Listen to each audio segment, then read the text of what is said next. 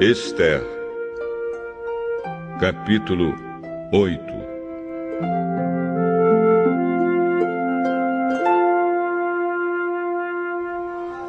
Naquele mesmo dia, o rei Xerxes deu à rainha Esther a casa e os bens de Hamã, o inimigo dos judeus. E Mordecai foi apresentado ao rei, porque Esther contou que ele era seu parente.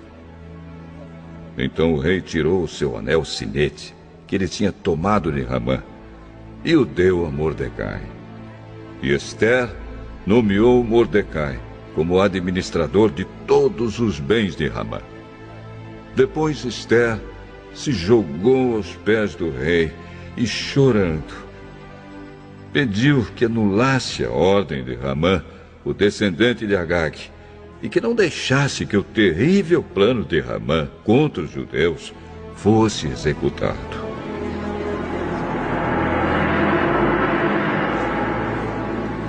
O rei estendeu o cetro de ouro para Esther.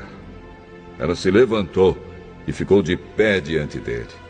Então disse: Se for do agrado do rei, e se eu puder contar com a sua bondade, e se o senhor achar que o que eu peço está certo, então assine um decreto anulando a ordem de Amã, a ordem que o filho de Amedata e descendente de Agag deu, para que no reino inteiro todos os judeus sejam mortos.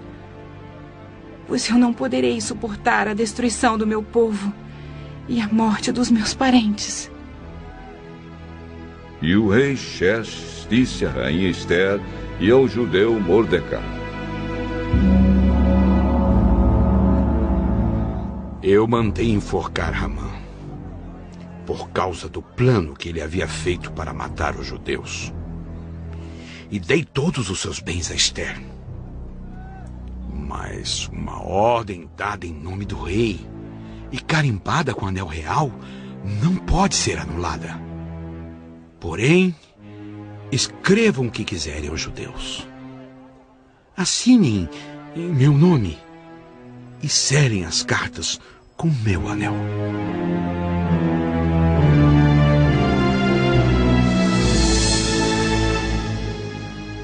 Isso aconteceu no dia 23 do terceiro mês, o mês de Sivan. Mordecai mandou chamar os secretários do rei e ditou um decreto aos judeus, aos representantes do rei, aos governadores das províncias e aos chefes dos vários povos em todas as províncias do reino, que eram 127 ao todo, e iam desde a Índia até a Etiópia.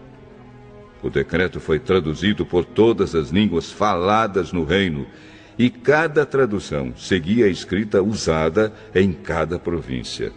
O decreto foi copiado também na língua e na escrita dos judeus. As cartas foram escritas em nome do rei, carimbadas com anel real, e levadas por mensageiros montados em cavalos criados nas estrebarias do rei. Nas cartas, o rei dava autorização aos judeus de todas as cidades do reino para se organizarem e se defenderem contra qualquer ataque.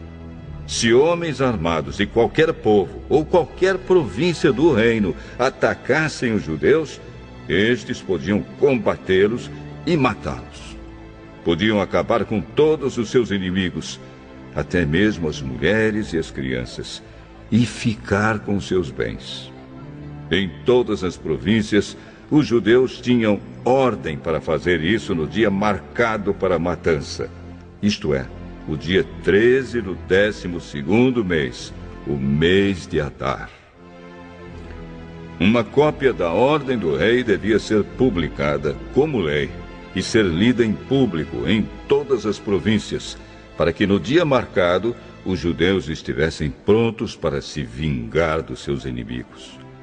O rei deu a ordem, os mensageiros montaram cavalos ligeiros da estrebaria real e saíram depressa. O decreto foi lido em público também em Suzã, a capital. Mordecai saiu do palácio usando uma roupa real azul e branca, com uma grande coroa de ouro na cabeça e uma capa vermelha de linho fino. Todos os moradores da cidade de Suzã ficaram muito contentes e soltaram gritos de alegria.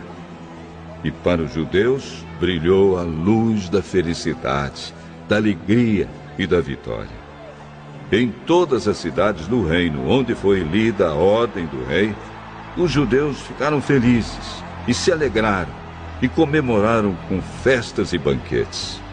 Além disso, entre os vários povos do reino, muitos se tornaram judeus, pois agora estavam com medo deles.